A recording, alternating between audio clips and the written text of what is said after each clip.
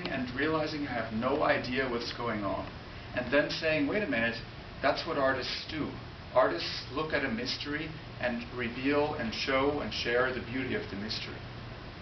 And it's a bold claim. I don't know if everybody wants to do that, but for me, that's exactly what happened in the story of this project that I'm going to talk about, and that's the title, Edge of Consciousness. But before we go too deep into it, I want to go down the list of collaborators who helped start this project, which is going to premiere in Mexico City in about 2 weeks. The first person I'd like to credit is from Stanford, just like Dr. Jacobs. Joseph Parvizi is a neurologist at Stanford, and he studies epilepsy. He has a background of inserting electrodes inside the human live brain to find out where epilepsy starts, and he's then able to locate the center at which the epilepsy starts and remove that tissue from the brain and thereby relieve the patient from epilepsy. So it's a very successful approach. And the key part in doing so is finding where that epilepsy center is in the brain, where that brain tissue is. And in that process, he records a lot of data of brain activity, of people thinking, talking, resting. And that data was made available by an anonymous donor to an artist named Chris Chafe, who's a musician I work with often. And Chris Chafe is a musician who runs the Center for Music and Acoustics, Karma at Stanford.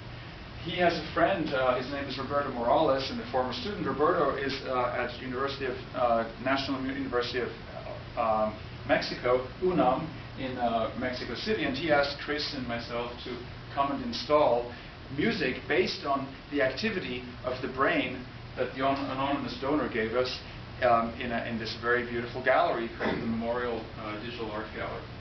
And then we come to Perrin Meyer, who's in the audience. Hi, Perrin, who we have to thank for making the sound experienceable through speakers that his company is sponsoring the exhibit with. So then I finally want to thank Monica Lang, who's my wife, who's always an inspiration and makes sure that things go in the right direction in life in general, so that's beautiful.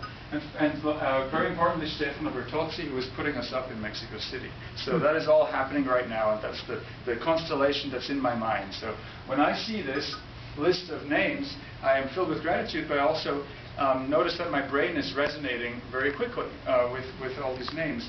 And that's exactly one of the things that Joseph Parvizi studies. He finds that there is no lag in various brain centers responding in synchronicity to stimuli, and there's no lag in messaging going back and forth. A lot of things happen at the same time, all the time.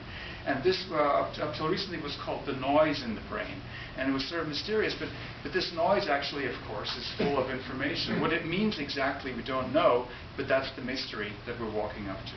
So we're seeing a bunch of signals, electrophysiological signals. Those are signals that record the transmission of electricity, electric potentials from one cell to another at a rate of around 1,000 hertz.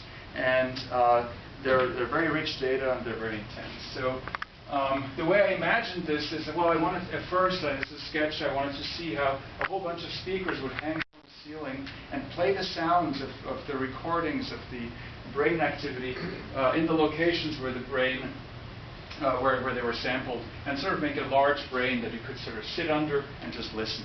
But there was nothing to see. And,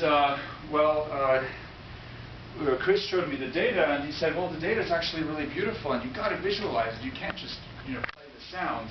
And so here we have 51 electrodes implanted in the brain, and their activities averaged over time over 21 minutes. And so this is, as I mentioned earlier, perhaps intracranial electrophysiology. The subject here is at rest, as in sleeping. And we observe simultaneity of activity in various regions of the brain, even when the brain is at rest. So the noise is highly coordinated for some purpose, but we don't know for what. So I looked at that and I said, well, yeah, you're right, Chris. We can't just do sound only, we have to visualize it. And so I imagined a bunch of discs spinning, because I have sort of a mechanical mind, perhaps, and I thought, okay, if there's a bunch of discs spinning, that'll show activity. But it didn't show synchronicity very well. And so this was a pretty picture. It was inspired by French art from the 30s. And but it didn't show how, say, this one might connect with this one, or how they might move at the same time, how the signals, the simultaneities become apparent in the noise. So back to sketches and back to dialogue, and the principle I like to work with is work with what you observe. And so one of the observations that came in my email was the floor plan of the gallery, which is immense, and it also has very strange labels because something happened, something got lost in translation. So these are the dimensions, larger than 0. That's very helpful. Actually, smaller than 0. So that's not very helpful. So eventually we got the dimensions right, but I realized that the floor plan of the gallery kind of looked like a space in which we could place all sorts of brain-like things. So the whole space for me became brain, and here are the speakers that are already in the space. We wanted 15 speakers, not 8, so we decided to add a few more speakers, and that led to this kind of sketch, a simple drawing of the existing 8 speakers plus a few more, 7 more speakers in the middle of the space. And I liked the shape of this. I was like, all right, this is something I can look at, and this gives me a sense of overview in the noise. And so from there, I went to a dimensional sketch, which I didn't want things to just remain flat. I wanted things to come out at you as you look at this brain. It wasn't a flat surface to me. It had a lot of texture and a lot of topology, and a lot of movement that went on the z-axis as well as the x and the y-axis. I wanted to come out at you. So these drawings led to, and there was another consideration, which is that the data unfolds much faster than we can perceive. It happens at 1,000 hertz. That's the rate at which we think. So, what does it mean to look at somebody thinking? Does it require a brain twice the size of the brain you're looking at to understand what you're looking at? Because what's happening in your mind as you're looking at anything is equivalent to that which you're looking at. So there's a resource problem there of one cognitive situation trying to absorb another equally large cognitive situation. So it's almost like we have to wrap our mind around this other thing that's also a mind and that's equally large and equally fast. So it's very hard to translate aesthetically from 1,000 hertz data to something that we can perceive. Luckily, Chris Chafe is good at synthesizing voices. So the various subtle changes inside the sound, inside the data of the brain that we recorded, produced various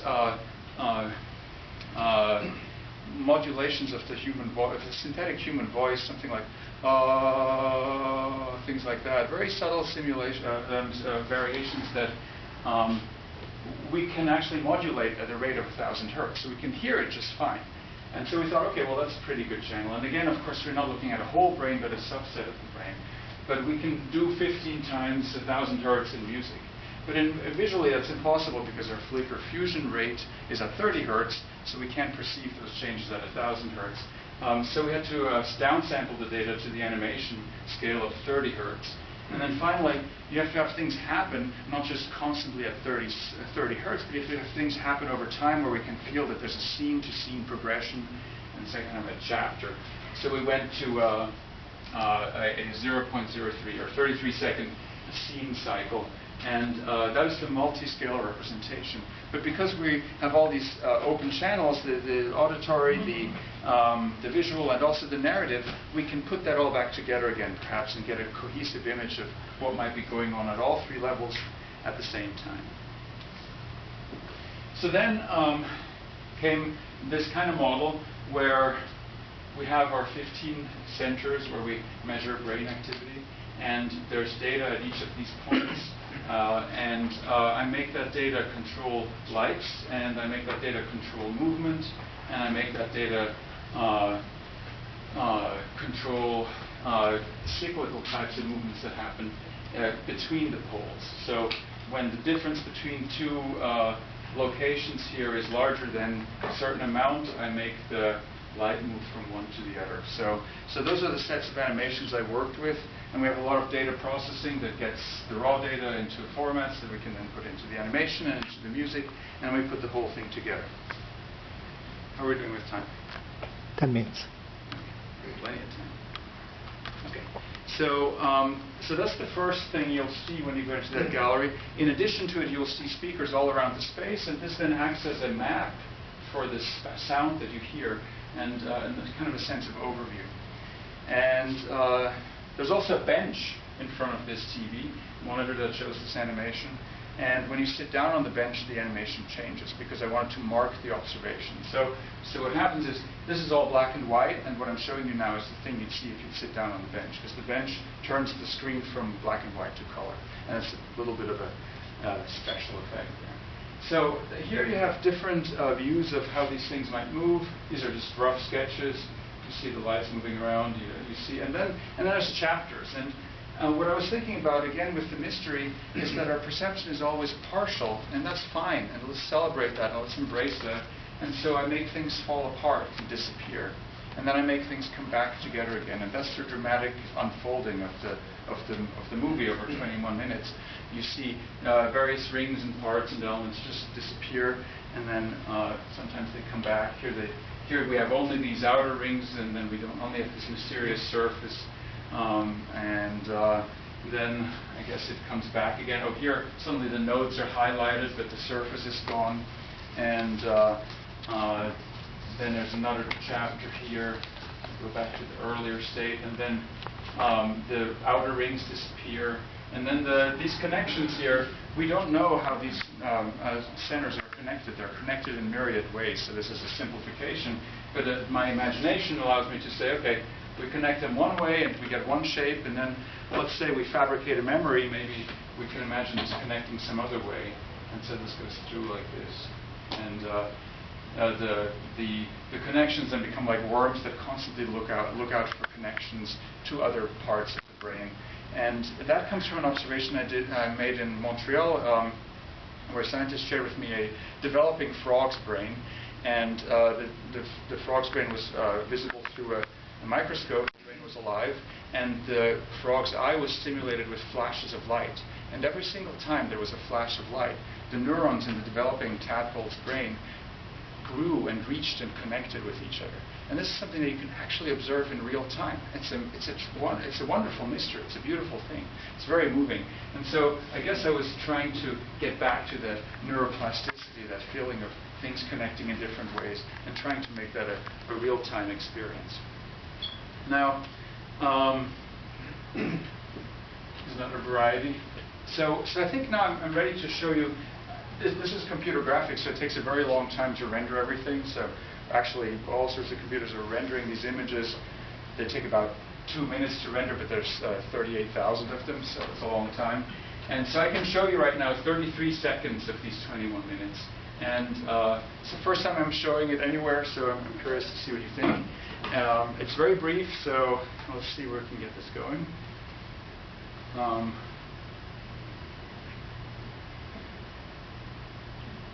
Okay.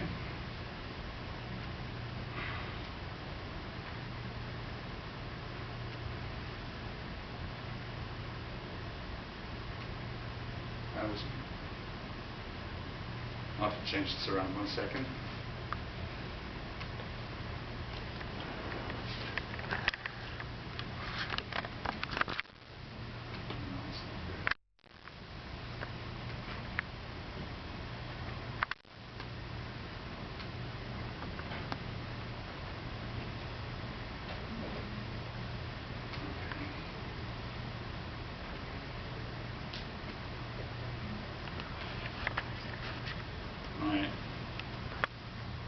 Sound is good. All right, so this is 33 seconds of somebody sleeping.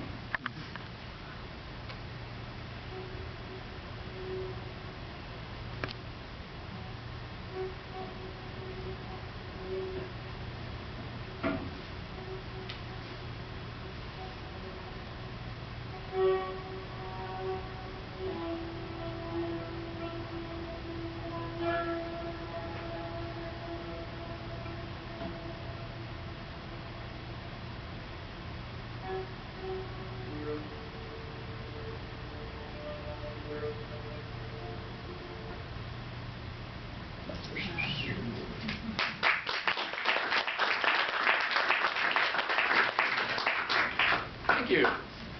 So imagine this going on for 21 minutes in a much larger space and changing as you sit down and so forth. And what we're going to do now is maybe go back to the talk. Let's see. There we go.